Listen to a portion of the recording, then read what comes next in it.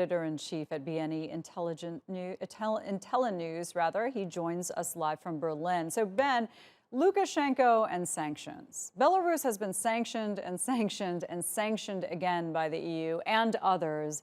Does he care?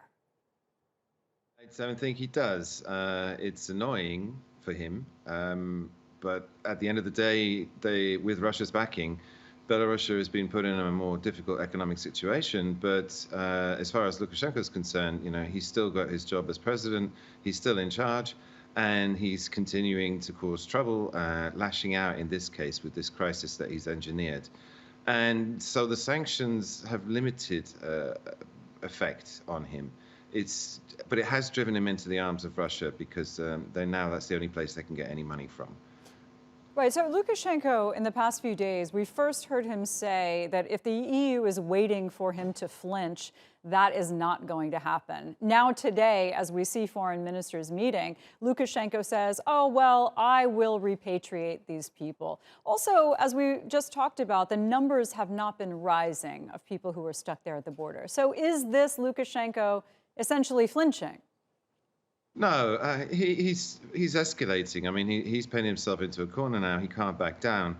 And the picture that's emerged over the last few days is that he began this crisis already in August when he was inviting people from the Middle East, and the Belarusian tourist agencies were laying on visas and planes to get people there.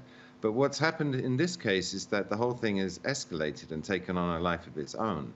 And now Lukashenko has sort of lost control of the situation in so much as there's so many people. I mean, these crowds we're looking at now, they all turned up on Monday, but they were all hanging out in the main square in Minsk, and then suddenly they disappeared, and they turned up at the border several hours later. But even the authorities, the Belarusian authorities, were caught out by that. They weren't there. We knew about it because of social media. But now the refugees are.